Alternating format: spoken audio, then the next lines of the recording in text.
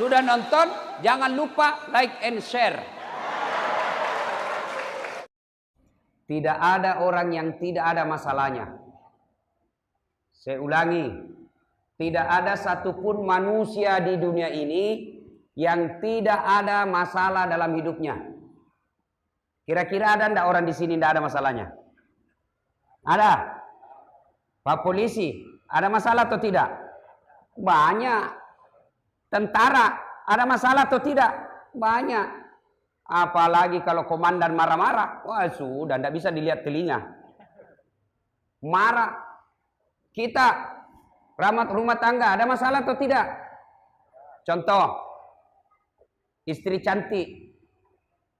Kira-kira bukan masalah kalau istri cantik, Pak. Istri cantik, nagoda orang. Apalagi kalau suaminya jelek. Lebih masalah itu ya. Berarti bagus kalau istri jelek. Istri jelek, nahina orang. Masalah juga. Kita lagi yang malu jalan sama dia. Belum ibu, yolo nih. Karena dia jelek. Istri cantik, masalah. Istri jelek, masalah. Berarti bagus kalau tidak ada istri, Ustaz. Tidak ada istri, kesepian. Berarti bagus kalau banyak istri. Lebih masalah lagi. Dia telepon kita mantap, Ustaz. Cepaki ke sini di pasar, ada cerita yang pertama sama yang kedua baku tarik rambut. Ada istri masalah, tidak ada istri masalah, jelek istri masalah, cantik istri masalah. Ini ada adik ini yang kuliah KKN. Dari apa ini? Saya tidak tahu universitas apa ini. Mula Warman. Apa masalahnya sekarang? Mau sarjana. Sudah sarjana selesai masalahnya? Tidak. Mau dapat kerja. Sudah dapat kerja selesai masalahnya? Tidak. Mau jadi kepala bagian. Sudah jadi kepala bagian selesai masalahnya? Belum. Mau jadi kepala dinas. Sudah jadi kepala dinas selesai masalahnya? Tidak. Mau jadi sekda. Sudah jadi sekda selesai masalahnya? Belum. Mau jadi bupati. Sudah jadi bupati selesai masalahnya? Tidak. Mau 2 periode. Coba tidak ada orang tidak ada masalahnya. Ibu-ibu, coba lihat. Dulu mau kawin. Mau nikah. Sudah nikah selesai masalahnya? Belum. Mau punya anak. Sudah punya anak selesai masalahnya? Tidak. Mau lagi kasih sekolah anak. Sudah sekolah anak selesai masalahnya? Tidak. Suaminya lagi mau kawin lagi. Tidak ada orang tidak ada masalahnya. Semua orang punya masalah. Nah. Ibu-ibu, ada masalah enggak? Ada? Saya lihat ini wajah-wajah penuh masalah.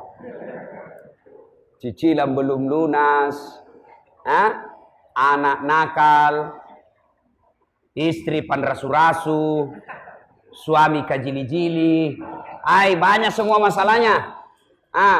Karena kalau ada masalah, Allah Subhanahu wa taala menganjurkan melalui Rasulullah Muhammad sallallahu alaihi wasallam, seolah-olah Allah ingin berkata kepada kita, wahai Das'at, wahai hambaku, ada masalahmu, ini senjata kau pakai selesaikan masalahmu. Apa senjata itu? Tak lain adalah kekuatan doa. Apa ibu? Apa? Coba kita bandingkan mana keras suaranya bapak-bapak dengan ibu-ibu. Ibu-ibu dulu. Apa ibu? Kekuatan apa? Doa. Tahu masih kencang. Bapak-bapak, apa pak? Wah masih bisa poligami. Masih kuat. Nah ibu bapak saudara-saudara sekalian, adalah kekuatan doa. Ibu-ibu rajin berdoa.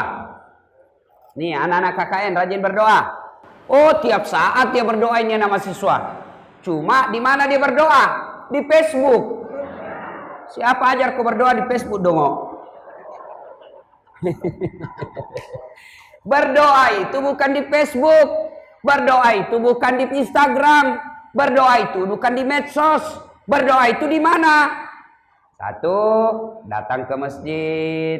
2, selesai sholat. 3, tempat-tempat mustajab. Nah, ada yang tanya sama saya, Ustadz, saya selalu berdoa Ustadz. Siang malam saya berdoa. 24 jam saya berdoa. Kenapa doaku tidak dikabulkan? Nah, inilah yang kita mau jawab pada taklim kita kali ini. Sebab doa tidak dijabah. Sebabnya sederhana. Karena kita berdoa tidak sesuai dengan tuntunan Nabi. Ada itu caranya orang berdoa, bos. Ada orang caranya meminta. Bagaimana etika dan tata cara berdoa? Mari kita simak. Bapak, Ibu, saudara-saudara sekalian. Dalam kitab Adabud Doa, adab dalam berdoa, Imam Al-Ghazali mengajarkan, berdoa itu supaya cepat sampai. Berdoa itu supaya cepat diijabah Allah. Caranya, satu, berdoa usahakan dalam keadaan suci. Berdoa usahakan dalam keadaan bersih dan suci. Berdoa jangan sampai kita dalam keadaan kotor. Boleh enggak kita berdoa dalam keadaan bernajis? Boleh, tapi doanya sampainya lama. Boleh enggak kita berdoa tidak dalam keadaan suci? Boleh, tapi doanya lama baru sampai. Nah, jadi kalau mau berdoa, ibu harus suci dulu. Bagaimana cara mensucikan diri? Kalau najis kecil, hadas kecil, maka cukup membersihkannya dengan wudhu. Kalau hadas besar, membersihkannya dengan cara mandi junub. Nah, ibu-ibu, Pak, mana itu najis hadas kecil? Mana hadas kecil? Tahu hadas kecil? Tahu? Satu, tarattu, kentut, buang air, buang angin. Nah, itu cara membersihkannya apa? Wudhu. Bagaimana kalau sedikit, Ustaz? Tidak habis? Kutahan sedikit, Ustaz. Tidak habis kentutku.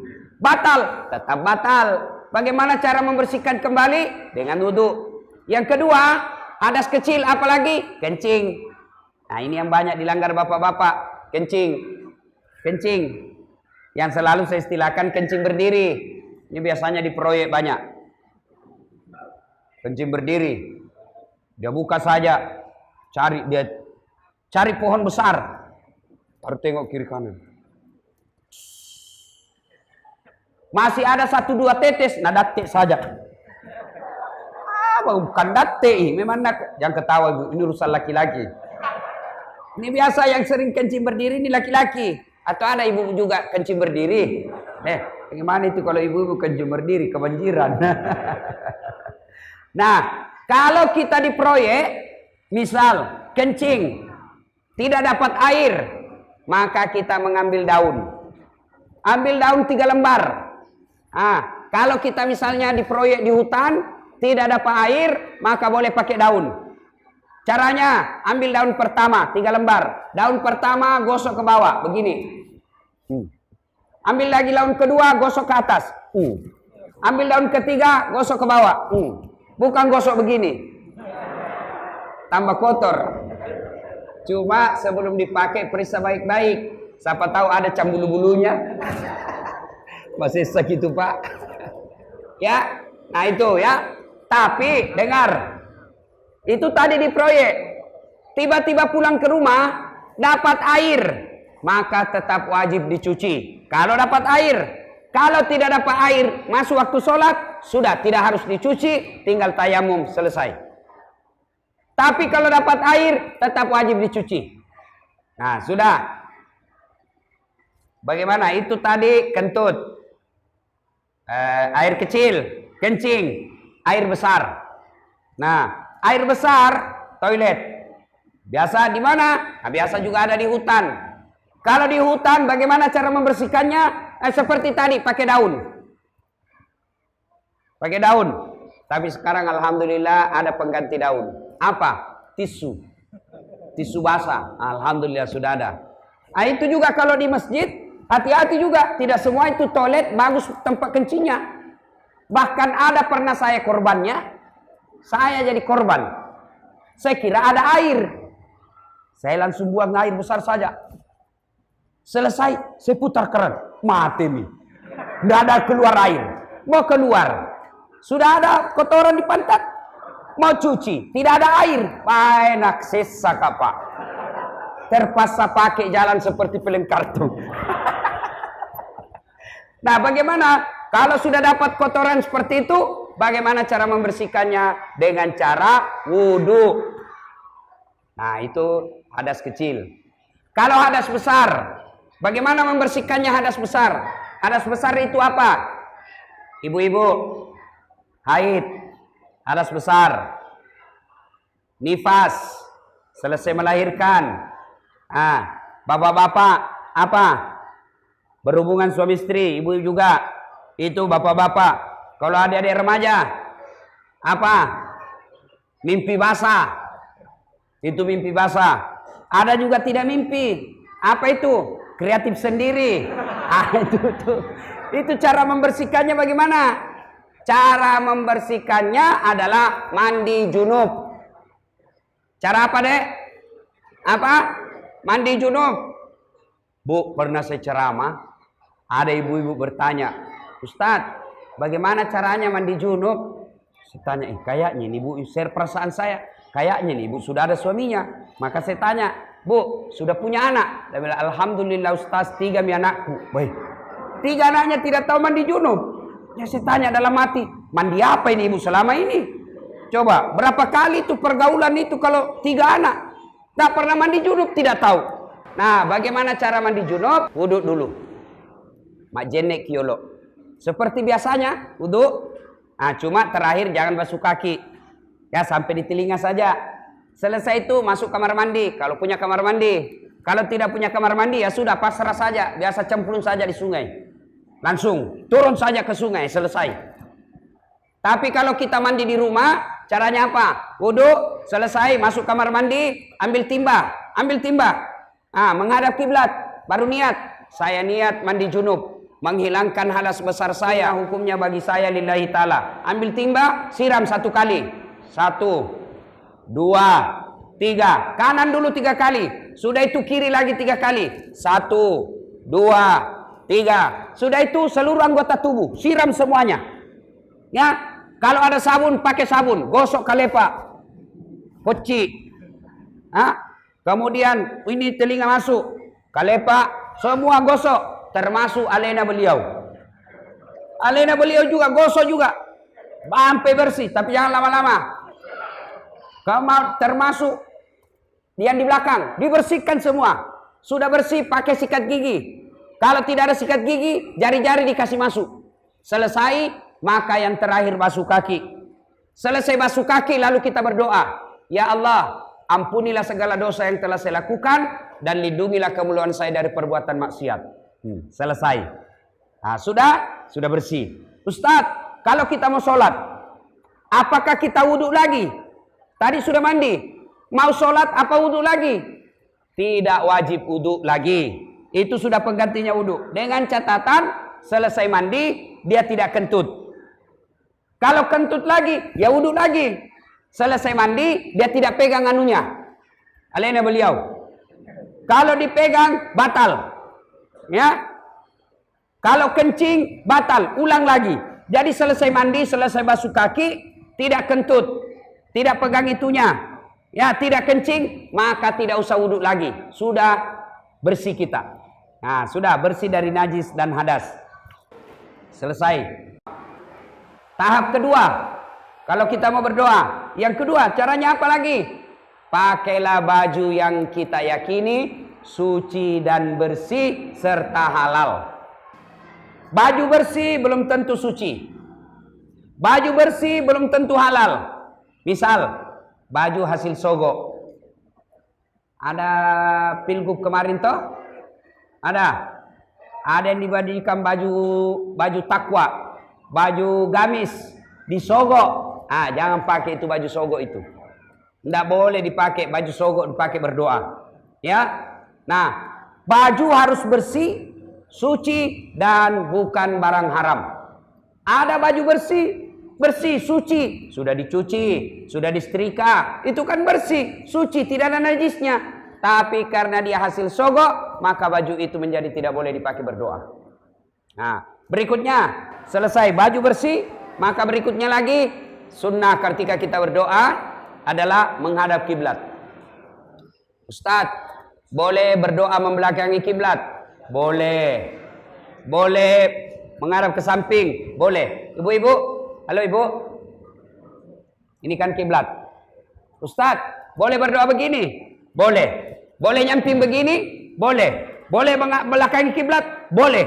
Tapi mana yang sunnah, mana yang dianjurkan menghadap kiblat?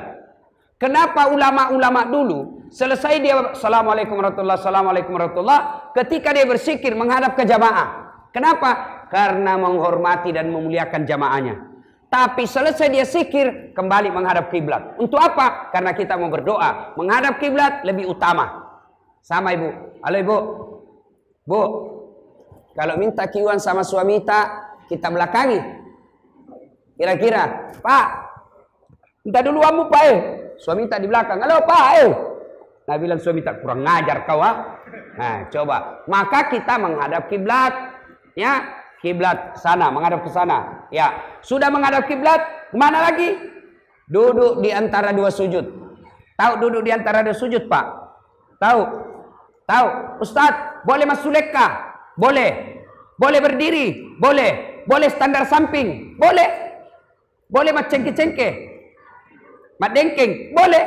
Yang begini. Boleh berdoa begini? Boleh. Boleh berdoa begini? Boleh. Tapi yang doa yang sunnah, doanya bagaimana? Duduk di antara dua sujud. Tahu kan duduk di antara dua sujud? Ketika kita sholat, saya kasih contoh Ki. Begini contohnya. Bu, Pak, duduk di antara dua sujud. Begini. Begini. Ya. Ustadz, boleh begini? Boleh juga. Tapi yang sunnah seperti ini. Bagaimana kalau berat Ki Ustadz? Gemuk Ki? Setengah mati kalau begitu. Boleh. Boleh tidak duduk di antara dua sujud. Boleh masuk lekah. Boleh. Tapi yang sunnah duduk di antara dua sujud. Seterusnya. Setelah itu. Apa lagi? Maka kita berzikir. Tahu zikir? Minimal zikir yang 3. Subhanallah. Alhamdulillah, Allahu Akbar 33 subhanallah, Alhamdulillah 33, Allahu Akbar 33. Dengan catatan zikir itu baca dengan sebaik-baiknya. Biasa ada yang berzikir cepat, tidak jelas, seperti makan pisang goreng panas. Sunnah. Apa artinya itu sunnah? Pak Nas saya bos. Saya biasa heran. Sama-sama subhanallah, sama-sama 33, sama-sama mulainya. Saya baru 10 dia sudah sampai. Nah bilang saja sunnah. Apa artinya itu? Perjelas. Subhanallah.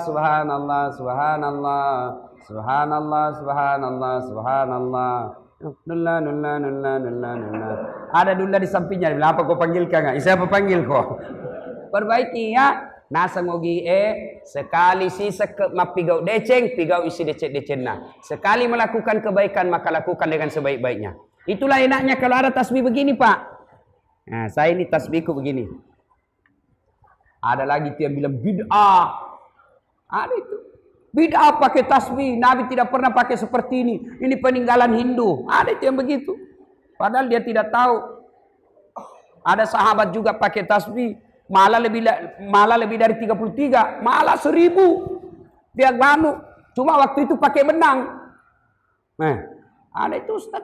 Bid'ah masuk neraka. Masa gara-gara begini kita masuk neraka? Padahal luasnya itu neraka surga. Kasih masukin juga surga bos. Biar kita di pinggir-pinggir. Kau tahu di tengah, biar kami di pinggir. Yang kau kasih masukin neraka, sama-sama ke Islam. Ya kan ada itu yang begitu. Di bid'ah, masuk neraka, tidak ada pada zaman Nabi. Maka kalau dalilnya tidak ada pada zaman Nabi, maka jangan kau ceramah pakai mic. Yang tidak ada pada zaman Nabi. Nah, itu enaknya kemana-mana pakai tasbih begini Pak. Tasbih saya jadi kalung, gelang. Coba lihat. Begitu saya pegang begini, otomatis mulutku ingat Allah. Coba kita pegang begini, langsung itu mulut tak subhanallah. Tidak ada orang pegang tasbih begini langsung dah bilang jalan kote 2, onde-onde 4, barongko 5. Ya, sudah. Sebelum berdoa subhanallah 33, alhamdulillah 33, Allahu Akbar 33. Minimal itu, ya. Sudah itu, apalagi kita istighfar. Tahu istighfar Pak? Tahu? Astaghfirullahaladzim wa atubu ilaihi. La ilaha illa anta subhanaka inni kuntu minadz zalimin. Nah itu. Astaghfirullahaladzim wa atubu ilaihi. La ilaha illa anta subhanaka inni kuntu minadz zalimin. Terlalu panjang itu Ustaz, yang pendek saja. Astaghfirullahaladzim wa atubu ilaihi. Astaghfirullahaladzim wa atubu ilaihi. Terlalu panjang Ustaz, yang paling pendek saja pakai astagfirullah, astagfirullah, astagfirullah. Ya, boleh pakai dirama dengan satu. Misal, astagfirullah rabbal baraya, astagfirullah minal khataya, astagfirullah rabbal baraya, astaghfirullah minal khataya. Boleh begitu istighfar. Ini istighfar membuat doa cepat diijabah Allah, membuat doa cepat sampai kalau kita istighfar. Contoh, ini kisah Imam Ahmad. Tahu Imam Ahmad? Tahu? Imam Ahmad ini muridnya Imam Syafi'i. Maksudnya begini, kalau bapak sholat subuh kunut, maka bapak pakai mazhabnya Imam Syafi'i. Kalau bapak subuh tidak kunut, ada dua kemungkinan. Satu, bapak pakai mazhabnya Imam Ahmad, anak muridnya Imam Syafi'i. Yang kedua, bapak tidak hafal doanya. Nah sudah. Nah, Imam Ahmad ini minum dulu Pak, kalau bisa dituangkan Ustaz. Ya, minum dulu. Minum ya. Mulai hilang saya punya suara. Imam Ahmad pernah bercerita. Imam Ahmad tinggal di Baghdad, Irak. Ya, sama kira-kira tinggal di Tanjung. Ya. Kemudian Imam Ahmad berkata, saya tidak tahu kenapa saya rindu sekali ke Basrah. Basrah ini kira-kira di sinilah. Ya, Imam Ahmad tinggal di Tanjung. Nah, ini apa namanya? Ah ya, itulah. Nah, saya tidak tahu kenapa saya mau sekali ke desa itu. Padahal tidak ada keluargaku, tidak ada sepupuku, tidak ada sahabatku. Kok saya mau sekali ke Basrah? Akhirnya Imam Ahmad melakukan perjalanan ke Basrah. Sampai malam hari, malam dia sampai. Ketika sampai di Basrah, tidur di masjid. Begitu tidur di masjid, dilihat sama marbot. Tahu marbot? Penjaga masjid. Nah bilang ini marbot. Pak Tua, yang kau tidur di masjid. Ini juga penjaga masjid, Pak Doja, tidak tahu siapa ini yang tidur di masjid. Waktu itu hampir semua orang Irak tahu Imam Ahmad, tapi tidak kenal, tidak tahu mukanya. Kenapa? Waktu itu tidak ada foto. Ya, keluar kau Pak Tua, tidak boleh tidur di masjid. Dia bilang Imam Ahmad, saya musafir. Dia bilang tidak boleh. Kalau begitu saya di luar, tidur di teras. Di teras dilihat lagi, tidak boleh kau tidur di sini. Pergi kau, pergi. Di depan masjid ada penjual roti. Dilihat sama penjual roti ini orang tua, diusir-usir. Dan ini penjual roti juga tidak tahu siapa ini diusir. Lalu dia panggil itu Pak Tua. Pak Tua sini Ki. Di rumahku Ki bermalam. Kalau Pak Tua mau tidur di rumah sempit, datang ke rumah saya. Tapi rumahku sempit. Kalau mau Ki sempit-sempit, datanglah ke rumah saya. Baik, tidak apa-apa. Biar saya nginap di rumahmu. Nginaplah Imam Ahmad di rumah penjual roti. Pagi hari, penjual roti mulai bangun. Dia bikin roti. Ada yang menarik perhatiannya Imam Ahmad. Apa itu? Selama ini orang bikin roti, kalimat yang keluar dari mulutnya istighfar. Dia ambil tepung, astagfirullah. Dia campur tepungnya dengan air, astagfirullah. Dia ulek-ulek tepungnya, astagfirullah. Dia kasih gula, astagfirullah, astagfirullah. Dia potong-potong, astagfirullah, astagfirullah. Imam Ahmad berpikir, banyaknya ini kalimat istighfarnya. Lalu dia datangi Pak Roti, penjual roti. Dia tanya, Pak, sudah lama Bapak begini bikin roti sambil istighfar? Dia ya, sudah lebih 30 tahun. Wih, luar biasa. Lalu apa yang Bapak dapati dari kalimat istighfar itu? Ini penjual roti, tidak dia tahu siapa ini tamunya. Lalu dia bilang ini yang penjual roti. Alhamdulillah, Sepertinya semua yang saya inginkan Allah kabulkan. Saya minta anak yang soleh, alhamdulillah anakku tidak ada yang lawan saya. Saya minta berikan saya kesehatan, alhamdulillah tidak pernah saya sakit. Saya berdoa kepada Allah, ya Allah murahkan rezekiku, tidak banyak uangku, tapi setiap ada yang saya mau beli, mampu saya beli. Lalu ini penjual roti berkata, cuma ini ada satu kayaknya belum dikabulkan Allah. Ada satu doa saya yang belum diijabah Allah. Apa itu? Saya selalu berdoa, ya Allah, jangan mati saya, jangan kau cabut nyawaku sebelum saya ketemu dengan Imam Ahmad. Subhanallah. Dan ternyata yang datang ke rumahnya adalah dialah Imam Ahmad. Setelah mendengar ini, Imam Ahmad menetes air matanya dan berkata, luar biasa istighfarmu. Ternyata gara-gara istighfarmu itu, Allah membuat saya rindu datang ke sini. Didorong-dorong saya semarbot, ternyata untuk menjawab doamu. Dijabah Allah doanya karena rajin istighfar. Maka Bapak, agar doa cepat dikabulkan, sebelum kita berdoa, perbanyak istighfar. Astagfirullahaladzim wa atubu ilaih. Astagfirullahaladzim wa atubu ilaih. Ya. Nah, sudah istighfar, apalagi etika dan tata caranya mengangkat kedua belah tangan. Bagaimana posisinya? Kanan kiri rapat. Dan dia berada di depan wajah. Nah, seperti ini. Coba dipraktekkan, Pak. Nah, sini. Ustaz, boleh berdoa begini? Boleh. Boleh begini? Boleh begini? Boleh. Ustaz, kenapa ada orang berdoa begini, Ustaz? Banyak sekali yang minta. Tapi yang sunnah, kanan kiri rapat, pas di depan wajah. Seperti ini. Nah, itulah berdoa. Sudah itu, mulailah berdoa.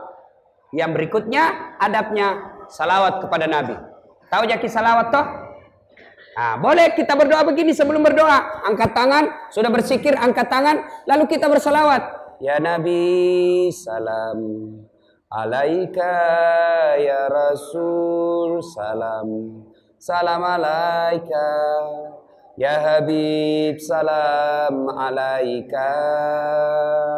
Salawatullah alaika. Ulang-ulang itu. Salawat kepada Nabi. Atau bilang saja, ya Nabi salam alaik, ya Rasul salam alaik, ya Habib salam alaik, salawatullah alaik. Allahumma salli ala Sayyidina Muhammad wa ala ali Sayyidina Muhammad. Allahumma salli wa barik ala Muhammad wa ala ali Sayyidina Muhammad. Salawat sebanyak-banyaknya. Karena kalau ibu tidak salawat, awal dan akhir doa, maka doanya tidak akan sampai. Doanya tergantung antara langit dan bumi. Maka passwordnya, kuncinya, pembukanya doa adalah salawat. Wajar kita berdoa puluhan tahun, tidak dikabulkan Allah. Salah satu sebabnya karena kita tidak bersalawat kepada Nabi. Tahu je salawat Pak ya? Ya tahu. Ayo kita salawat sama-sama. Sallallahu ala Muhammad. Sallallahu alaihi wasallam. Sallallahu alaihi wasallam. Jangan malu-malu ibu. Salawat. Jadi sebelum berdoa itu, bayangkan Nabi ada di depan kita, kita raih tangannya dengan salawat kepada Nabi. Ya Rasul, salam alaik, ya Habib, salam alaik, salawatullah alaik. Sudah, maka mulai ada berikutnya, sunnah berikutnya, mendoakan orang yang berjasa dalam hidup kita. Siapa orang yang berjasa dalam hidup kita? Tak bisa dinafikan adalah kedua orang tua. Maka berdoa sebelum minta apa yang kita inginkan, maka doakan dulu ibu bapak kita dengan doa, Allahumma ghafirli wali walidayya warhamhuma kama rabbayani shaghira. Doa itu dulu. Setelah itu baru kita minta apa yang kita mau. Dengan sunnah mengulang-ulang apa yang kita inginkan. Nah, ini biasanya kita berdoa, sebenarnya bukan berdoa, tapi apa? Menghafal. Banyak orang berdoa dia tidak tahu apa yang dia baca. Banyak orang berdoa dia tidak tahu apa yang dia minta. Doa itu kalau bahasa anak gaulnya curhat. Bahasa Bugisnya mapaletu. Doa minta apa yang kita mau. Tidak harus bahasa Arab. Kalau bapak bahasa Arab, salah-salah ucap. Tidak ditahu artinya. Nanti siapa yang bingung? Malaikat yang bingung. Apa maksudnya ini ibu? Mau minta doakan orang tuanya, nah minta hujan. Nah, bingung kan malaikat. Karena kita tidak tahu apa yang kita baca. Maka berdoa tidak harus pakai bahasa Arab. Berdoa kata Nabi memakai bahasa ibu. Apa bahasa ibu? Bahasa Bugis boleh. Bahasa Jawa boleh. Bahasa Kutai boleh. Bahasa Banjar boleh. Bahkan dalam hati pun boleh. Bahkan boleh berdoa seperti ini. Ya Allah, Engkau sudah tahu apa yang ku mau. Kasih maaf. Boleh begitu. Ya Allah, Engkau sudah tahu apa yang saya mau. Berikanlah saya secepatnya. Boleh. Bahkan boleh seperti itu. Cuma yang sunnahnya kita memang disunahkan berdoa memakai bahasa Quran. Kalau kita hafal. Kalau tidak hafal, maka boleh berdoa memakai bahasa ibu. Contoh. Ya Allah, sebentar lagi anakku tamat kuliah. Ya Allah, begitu banyak harta yang telah saya keluarkan untuk anak saya kuliah. Dan sebentar lagi selesai. Jika anak saya sudah selesai dan sarjana, ya Allah, murahkan rezekinya anakku dapat kerja. Sudah doa itu. Daripada kita berdoa. Bila malaikat agama masuk mumbo. Nah, kau mau doakan anakku dapat kerja, nah aku minta hujan itu. Bingung malaikat. Maka berdoa tidak harus pakai bahasa Arab. Berdoalah memakai bahasa ibu atau bahasa sehari-hari kita. Nah, selesai. Lalu kita tutup lagi dengan selawat. Ulang-ulang. Ya. Nah, sudah itu lalu kita salawat lagi. Minimal doanya seperti ini. Subhana rabbika rabbil izzati amma yasifun. Wassalamun alal mursalin walhamdulillahi rabbil alamin. Itu susah dihafal. Pilih saja. Demikianlah doa hamba, ya Allah, dengarkan dan kabulkan doa hamba. Allahumma salli ala sayyidina Muhammad wa ala ali sayyidina Muhammad. Ustaz, kenapa orang berdoa itu kok begini? Itu sunnah. Tidak, kebiasaan saja. Boleh juga tidak begini. Kenapa begini? Karena itu enaknya, menyambung. Masa subhana rabbika rabbil izzati amma yasifun wassalamu alhamdulillahi rabbil alamin. Kan tidak nyambung. Nah, ibu bapak, saudara-saudara sekalian, dan yang terakhir ada berdoa. Salah satu penyebab doa kita cepat diijabah oleh Allah Subhanahu wa taala adalah dengan bersedekah. Mau cepat dikabulkan doanya? Mau? Maka kalau mau cepat dikabulkan doanya, selesai melakukan apa yang saya sampaikan tadi, yang saya jelaskan tadi, salah satu diantaranya adalah bersedekah. Nah, ini sekarang ada.